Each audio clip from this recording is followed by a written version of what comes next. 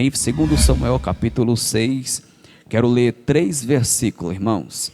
Versículo 6, versículo 7 e o versículo 11. 2 Samuel capítulo de número 6, versículos 6 e 7. Diz assim a palavra do Senhor: E quando chegaram à eira de Nacon, Uzá estendeu a sua mão até a arca de Deus e segurou-a, porque os bois a sacudiam. Versículo 7. E a ira do Senhor se acendeu contra Uzá, e Deus o feriu ali por causa do seu erro, e ali ele morreu junto à arca de Deus. Versículo de número 11. E a arca do Senhor continuou na casa de Obed-edom, o geteu, 3 meses. E o Senhor abençoou Obed-edom e toda a sua casa. Amém, meus queridos? Tome o seu assento, glorificando a Jesus. Quero louvar a Deus também pela vida da minha família, Janete, que se encontra ali, e o Miguel, meu filho. Deus abençoe. Meus amados e queridos irmãos, a palavra que nós temos a compartilhar ao seu coração nesta noite, com certeza é algo a qual Deus ministrou antes ao meu coração para compartilhar ao seu. E possivelmente esta noite você não vai sair da mesma forma ou da mesma maneira a qual você entrou neste lugar. Você irá de sair aqui alimentado pela palavra de Deus. Até mesmo porque a palavra de Deus, ela é um alimento, mas ela é um alimento sólido, o alimento que fortalece, o alimento que nos sustenta. E com certeza esta igreja é uma igreja que ama a palavra de Deus e também quer se alimentar ainda mais daquilo que Deus tem para você nesta noite. Deixa eu ver se é verdade. Diga glória a Deus aí. Graças a Deus. Quando nós olhamos para a Bíblia Sagrada neste cenário, nós observamos que muitos conhecem, acerca da história a qual alguns homens, na verdade, que conduziam a arca de Deus para um determinado lugar. Antes deste cenário existia outro cenário, o cenário aonde o povo de Israel estava em uma peleja contra os filisteus. Segundo a história da Bíblia Sagrada, a Bíblia diz que eles perderam a batalha, e perdendo a batalha, foi Ofni e Finéias a óbito, foram mortos. Por quê? Porque perdendo a batalha, também ali foram tomada, e algumas versões diz que foi roubada a Arca da Aliança. A Arca da Aliança, como todos sabem, representava a presença de Deus. A Arca da Aliança, ela era um instrumento de suma importância para todo o Antigo Testamento, mas no momento a qual o povo de Deus ia para a batalha e levava a arca, eles já iam decretando e acreditando que a vitória era certa. Por quê? Porque era como se o próprio Deus já estivesse com eles. O que era a Arca da Aliança? A Arca da Aliança era um caixote, que dentro da arca existia ali 3 elementos de suma importância no Antigo Testamento. Um elemento era o cajado de Arão que floresceu. O segundo era uma botija com alguns maná, alguns pães, a qual Deus alimentou o seu povo lá no deserto. O terceiro elemento era que ali estava a tábua dos 10 mandamentos. A Bíblia Sagrada diz que a Arca da Aliança ainda tinha alguns querubins em cima. Os querubins estavam em uma posição como se estivesse olhando para dentro da arca, como se estivesse dizendo: aqui há a presença do Deus de Israel. E esta arca, ela era conduzida todos os momentos, num período de batalha, num período de peleja, ao período de louvor, ao período de adoração. Mas no Antigo Testamento, na passagem ali no capítulo de número 5 ao 6, vai dizendo que a arca então ela é roubada, ela é tomada pelos filisteus, e os filisteus ficam com a arca durante um determinado tempo de 7 meses aproximadamente. mas a Bíblia diz que eles são acometidos de enfermidades, sendo acometidos de enfermidades porque estavam com a presença de Deus de qualquer maneira, colocaram a presença de Deus em qualquer lugar, não prestaram ali a determinada autoridade que ela poderia receber, não ali reverenciaram a presença de Deus, não adoraram ao Deus de Israel. Então eles foram acometidos de enfermidades, de alguns tumores. A Bíblia vai dizendo que então eles resolvem a devolver a arca de Deus. Então ela é levada para a casa de Abinadab. Quando a arca está na casa de Abinadab, passa ali um determinado tempo, há muitos anos, alguns chegam a dizer que foi de 30 a 60 anos aproximadamente, muitos anos ficou lá. Possivelmente nesta época, os filhos de Abinadab ainda era criança, possivelmente a arca estava em qualquer lugar. Também, assim como estava nas mãos dos filisteus, talvez estava ali próximo de uma janela, talvez a arca estava recebendo poeira, ou talvez até deixando de ser cuidada, mas momento nenhum, ao período desses anos, a Bíblia nos informa que a casa de Abinadab foi abençoada. Como que a presença de Deus está em uma casa e a casa não é abençoada? Eu não consigo entender como que a presença de Deus está em determinado lugar e ali não tem manifestação de milagres, ali não tem testemunho, ali não tem resultado, aleluia, de manifestação de Deus. É assim que nós estamos vendo nos dias que nós estamos vivendo. Muitas pessoas dizem que a presença de Deus está ali, muitas pessoas falam que o Deus está operando ali, mas não tem testemunho, não tem resultado, não consegue ver operar, não consegue testemunhar milagre. E isto nos chama a atenção. Por quê? Porque é como se falasse aquilo que não é verdade, é como que se dissesse aquilo que não existe. Mas eu quero te dizer uma coisa: o Deus de Israel ainda é o Deus de ontem, de hoje, eternamente. Ainda é o Deus que sobre a minha casa e sobre a sua casa, Ele pode estar, e com certeza habita lá. E se Deus habita, nós iremos de contar inúmeros testemunhos, inúmeros milagres, e é para a glória de Deus. Deixa eu ver quem crê, deixa eu ver quem crê. Só quem crê levanta assim a sua mão e dê um glória bem gostoso para Jesus. Aí nós começamos a imaginar, meus irmãos, que se a arca estava no decorrer de alguns anos, e muitos anos na casa de Abinadab. Abinadab tinha ali 3 filhos, ou possivelmente sobrinhos, mas fazia parte da família, e possivelmente na época ainda eram crianças, que era Uzá, Eleazar e Aiô. Segundo a história, a arca ficou ali num determinado tempo, mas a passasse os anos e nada aconteceu ali naquela casa. A passasse os anos, nenhum resultado de milagre aconteceu ali. Então Davi, já sendo rei, então Davi agora, ele acha por bem de trazer a arca de Deus, a arca da aliança para Israel.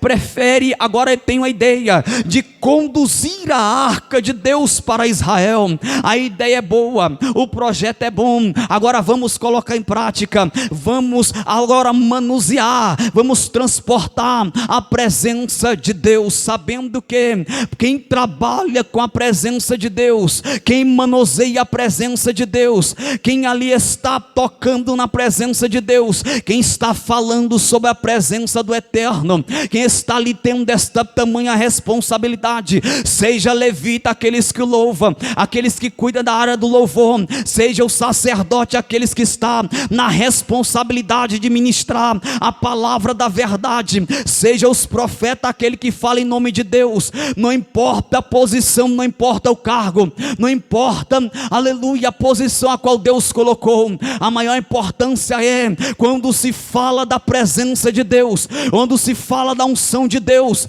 quando se fala da glória de Deus. Temos que ter a tamanha reverência e a tamanha responsabilidade. Por quê? Porque nós não estamos falando daquilo que é meu e nem daquilo que é seu, mas daquilo que é do alto, daquilo que é dos céus. Não estamos falando daquilo que é terráqueo, mas é daquilo que é celestiano. Não estamos falando daquilo que eu e você criou, constituiu e podemos ali dizer que é nosso, que é nossa prioridade, que é nossa capacidade, que é aquilo que é habitado sobre as nossas forças, mas aquilo que pertence a Deus está sobre nossa responsabilidade. Ei, deixa eu te dizer uma coisa: se você louva, glória a Deus por isso, mas quem está manifestando por intermédio do louvor é o Espírito Santo de Deus. Ei, se você prega, glória a Deus por isso, continua ministrando a palavra de Deus, mas quem está falando por intermédio da minha e das suas palavras é o Espírito Santo de Deus. Aleluia! E quando nós entendemos isso, então a presença de Deus no Novo Testamento, ela habita sobre nós. Deixa eu ver quem está entendendo.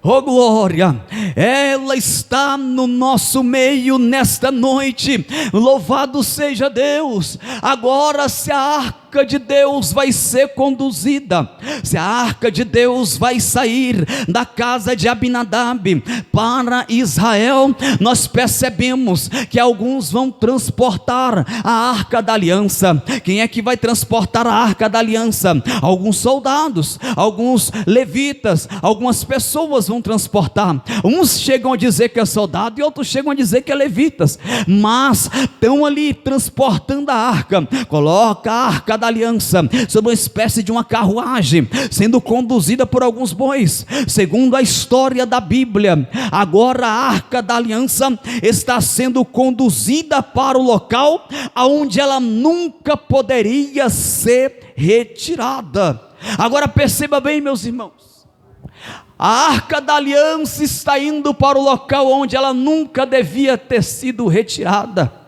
A arca da aliança está sendo conduzida por intermédio de uma carruagem, por intermédio de uma carroça, e a carroça sendo conduzida por animais novos, animais que nunca carregaram ali uma carruagem, animais que ainda estavam amamentando, animais que estavam ali novos. Segundo a história da Bíblia, um dos animais tropeçam e a arca ela vai deslizando, para chegar a tombar, a cair. Mas deixa eu te dizer uma coisa: quando você percebe este cenário, tudo que está acontecendo aqui já está errado desde o começo. Por quê? Porque já existia em Números capítulo 4, versículo 1 ao versículo 20, uma instrução de como carregar a arca da aliança, de como carregar a presença de Deus. Já estava sendo carregado errado.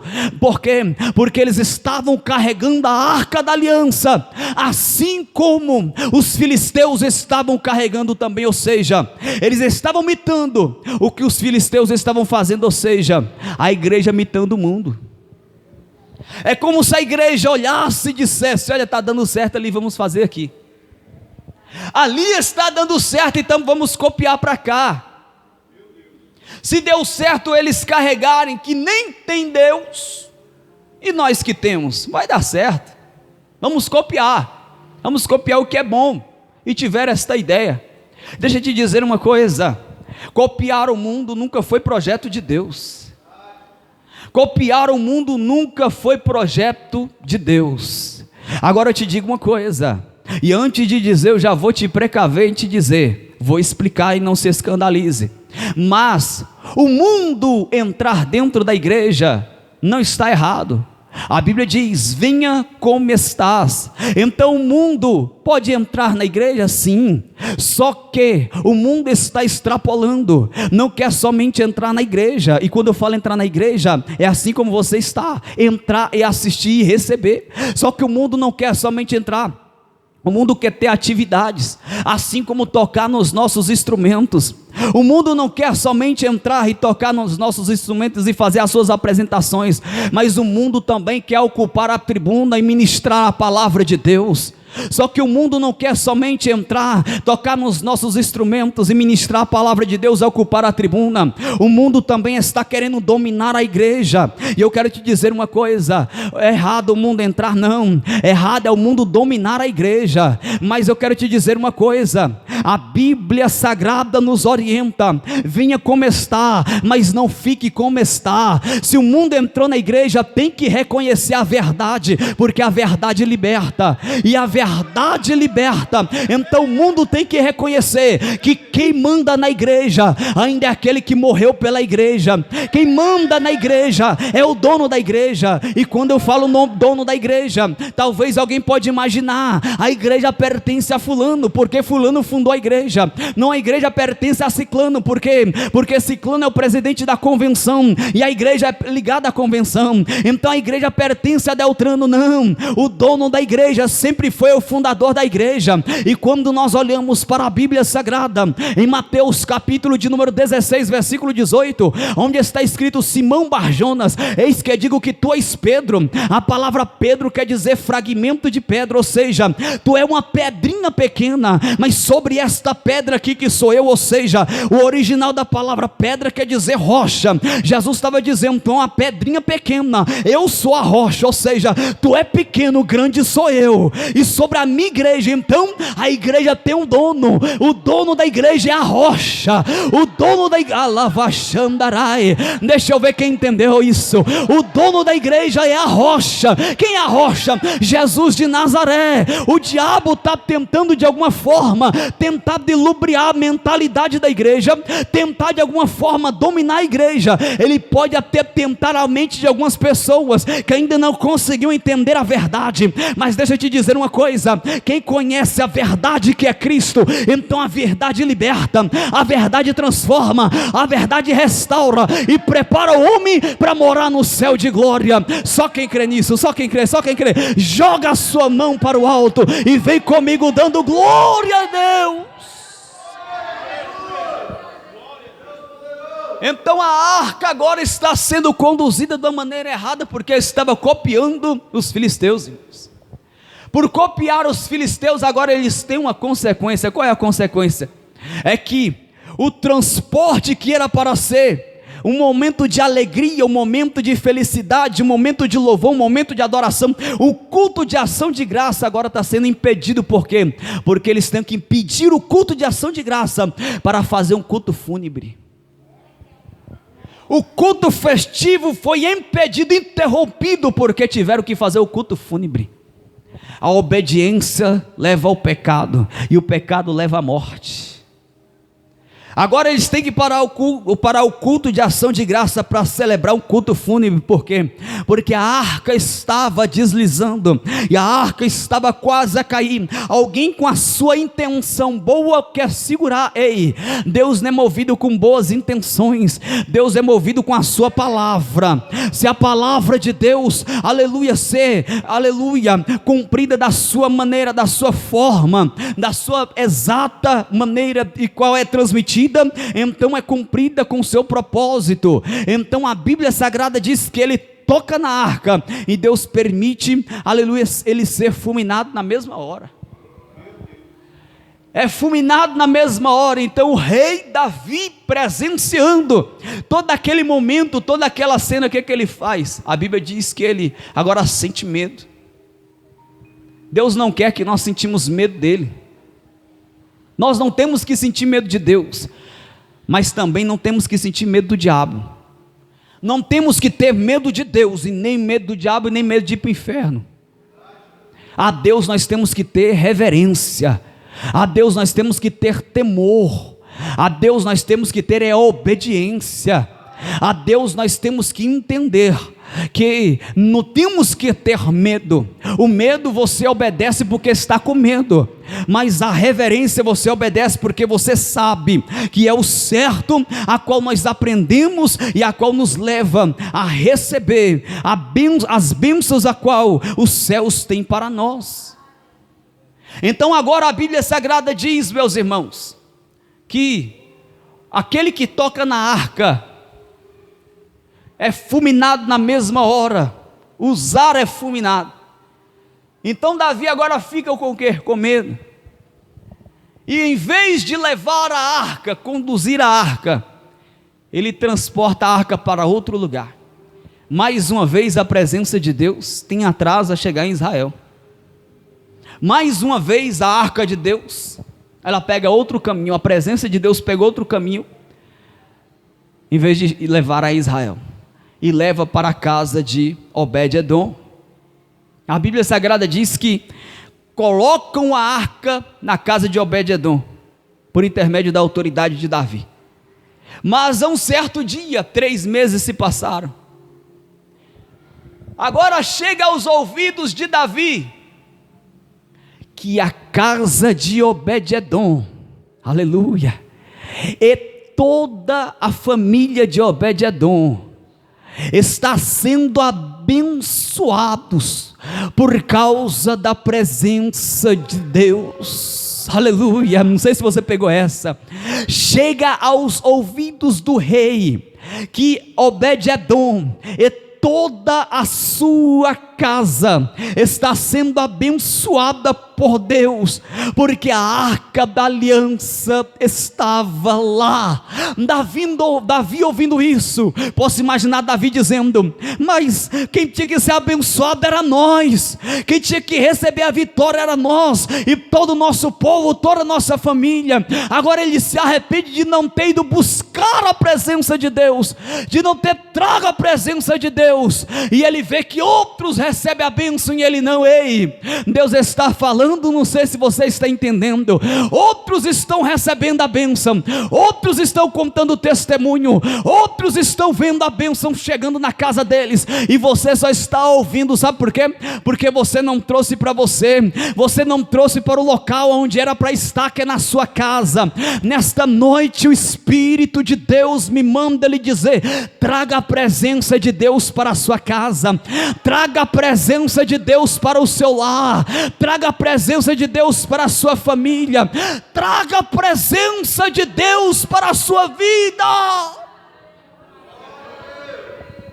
Davi ouve falar, então Davi faz o quê? Vamos buscar a presença de Deus, mais uma vez vamos se alegrar, vamos tentar dar continuidade a um culto, que é o culto de ações de graça, a qual foi interrompida há 3 meses atrás. Vamos buscar a presença de Deus. Por quê? Porque coisa linda é estarmos na presença de Deus, coisa gloriosa é estarmos com o Espírito de Deus sobre as nossas vidas. Eu posso imaginar Ezequiel, lá no capítulo de número 47, o Senhor dizendo: Ezequiel, entra sobre as águas, Ezequiel. Aí Ezequiel entra sobre as águas, aí diz: Senhor, a água está batendo bem aqui, ó, bem aqui nos joelhos. Aí o Senhor diz: Ezequiel, entra sobre as águas, Ezequiel. Aí Ezequiel diz: Senhor, já está batendo bem aqui, ó, dando bem aqui as águas. Aí mais uma vez o Senhor diz: Ezequiel, entra sobre as águas, Ezequiel.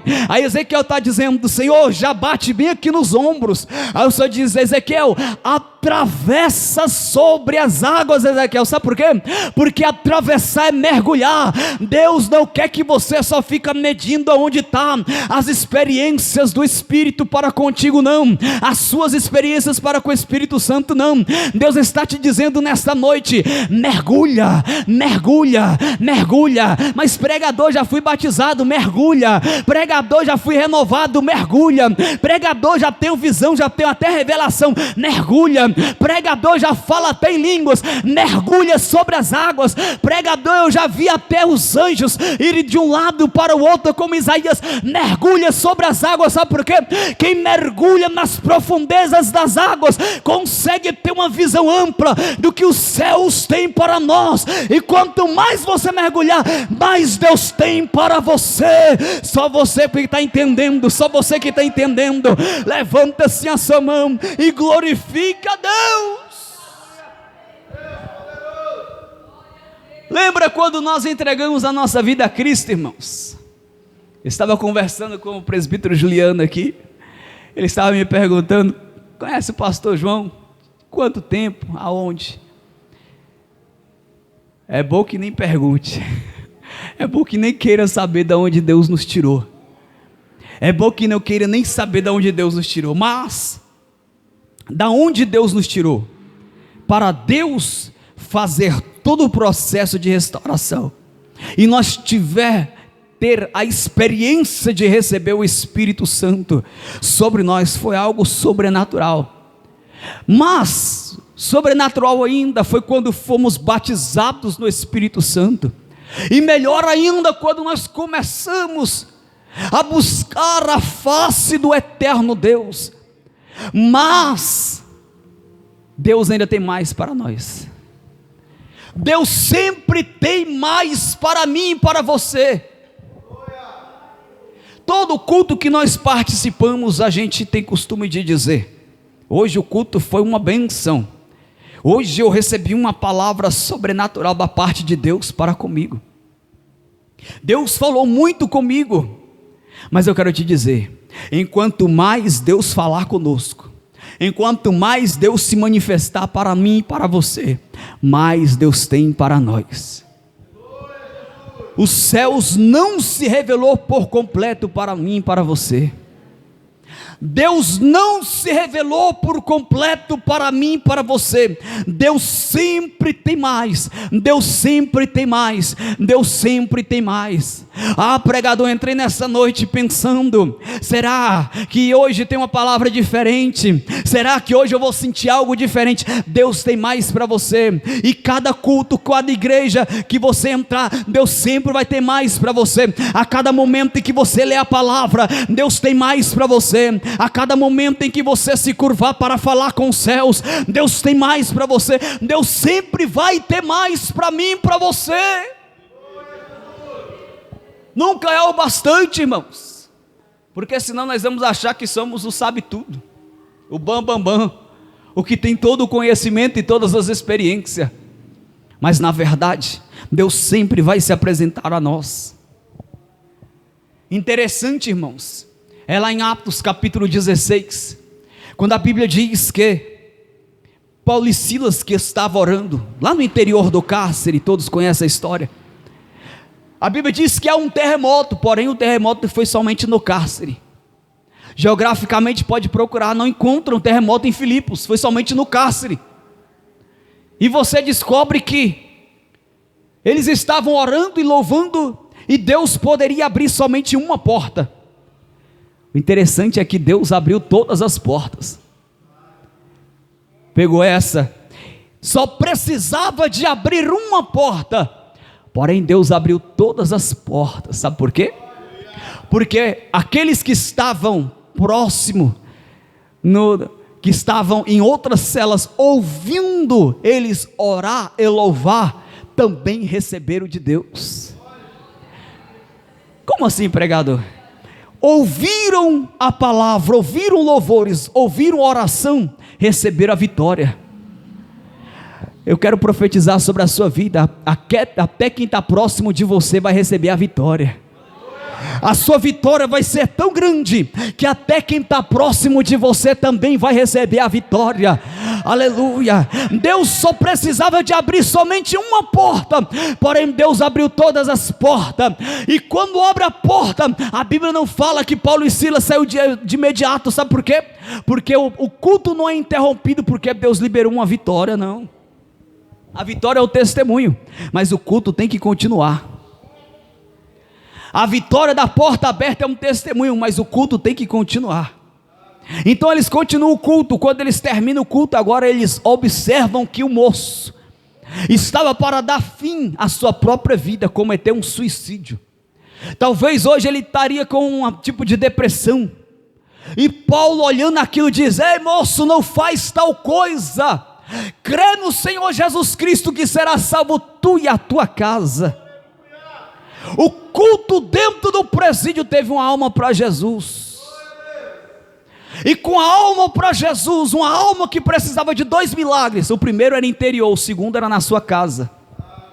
Estava com um problema espiritual e um problema familiar. Será salvo tu, ou seja, o milagre vai vir sobre a sua vida, e também a tua casa, que é a sua casa, a sua família. Então ele recebe aquilo, e Paulo, louvado seja Deus, observa que o culto houve uma alma para Jesus. Olha que coisa interessante. Deus, em todas as suas oportunidades, a qual é você, em todas as nossas oportunidades, que nós passamos por inúmeras dificuldades, sempre alguém vai receber Jesus, sempre alguém vai ver Jesus, ainda que seja no momento de dificuldades, pessoas vão olhar para nós e vai ver Jesus em nós. Até no momento da prova, pessoas vão olhar e vai ver Jesus em nós. Sabe por quê? Porque nós vamos passar pela prova, ou por que não dizer que estamos passando pela prova, mas é passando e dando glórias a Deus, aleluia, e pessoas olhando, e talvez até dizendo: o que é que eu vou fazer da minha vida? Eu vou tirar a minha vida, e você dizendo: ei, deixa eu te dizer uma coisa, você é importante para Deus, você sabe que Jesus te ama, e Ele quer mudar a tua história. Então aquela pessoa vai dizer: se você está passando por esta prova, e você está dizendo isso, é porque verdadeiramente o Deus dos céus é o Deus também na terra, e que opera maravilhas. Então eu quero receber este Jesus. Só quem crê que a sua vida, o seu testemunho vai refletir sobre a vida de outras pessoas, que precisa de receber urgentemente da parte de Deus, então levanta assim a sua mão e glorifica Ele. Se coloca de pé adorando, se coloca de pé adorando. Sobre a casa de Obed-edom, Deus então abençoou não somente ele, mas toda a sua casa. Chegaram as informações aos ouvidos do rei Davi, que alguém estava recebendo a vitória, e era alguém que estava com a presença de Deus. Pessoas irão de ouvir que você está recebendo a vitória, que a porta que estava fechada foi aberta, apareceu, que o milagre chegou, que você está com testemunho na ponta da língua para testemunhar, e só falta a oportunidade. Pessoas irão te dizer aleluia. Sabe por quê? Porque a presença de Deus está chegando hoje na sua casa. Ah, pregador, mas já estava, sim, mas Deus é o Deus que acrescenta com a boa medida, sacudida, recalcada e transbordante. Ele está prosperando a sua casa, Ele está abençoando a sua casa, muito mais do que já estava. Ei, deixa eu orar pela sua vida. Ah, pregador, mas hoje eu cheguei aqui arrastando, eu cheguei aqui sem saber nem o que fazer, eu não sabia se eu retrocedia, se eu voltava para trás, eu não sabia se eu estava, aleluia, como que eu iria adorar a Deus. Mas eu quero te dizer uma coisa: esta é a noite que Deus marcou para mudar a tua história, esta é a noite que Deus marcou, aleluia, para retirar toda dor do seu coração e preencher o seu coração com a vitória que Deus tem para você nesta noite. Deus vai te entregar algo sobrenatural nesta noite, algo que se chama felicidade, algo que é presente de Deus. Deus é o Deus que surpreende. Você está querendo somente uma vitória, uma porta. Deus vai abrir todas. Tem uns 2 crentes aí que pegou. Deus vai abrir todas as portas, e é para a glória dele. Xaravacalavachandarabracandarai, alavassuricanderemenassuia. Só quem crê vai adorando, só quem crê vai adorando. Já estamos encerrando. Alavassomenecandaramahai. Soberano Deus e Altíssimo Pai, meu Deus, este irmão, Senhor, meu Deus, esta irmã, Senhor, que está com o seu coração aflito, e está com o seu coração entristecido, e entrou nesta noite, ó Deus, clamando por um milagre. A Pé escreveu, Senhor, aleluia, a Pé colocou na caixinha de oração, a Pé está determinando no seu coração, e outros que até desacreditaram, a Pé disse: não vou clamar mais por esse objetivo, mas Senhor, eu quero te pedir, ó Deus, entra com providência na causa do meu irmão, entra com providência na causa da minha irmã. Eu repreendo toda a fúria do maligno, toda obra do diabo caia por terra agora, e que o meu irmão e a minha irmã venham testemunhar a vitória, em nome do Senhor Jesus Cristo, em nome do Senhor Jesus Cristo, em nome do Senhor Jesus Cristo.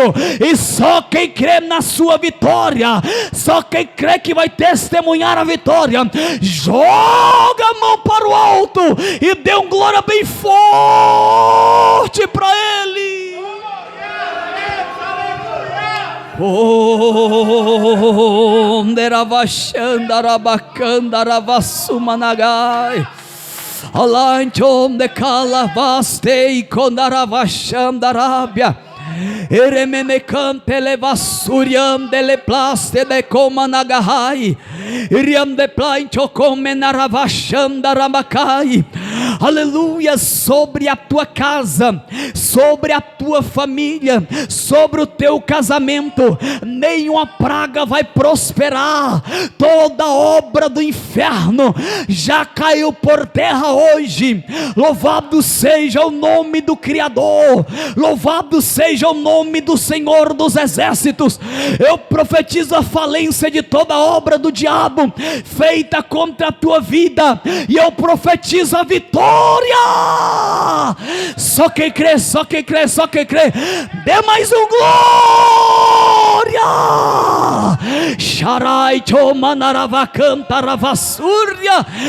Eita glória. Só quem pode sentir a presença de Deus, só quem pode sentir a presença de Deus, levanta-se a sua mão e diga: eu creio nesta palavra, eu creio nesta palavra, eu creio na minha vitória, em nome de Jesus, em nome de Jesus. Pode tomar o seu assento glorificando a Jesus, e eu agradeço pela rica oportunidade uma vez mais, em nome de Jesus, amém? Glória a Deus, aleluia.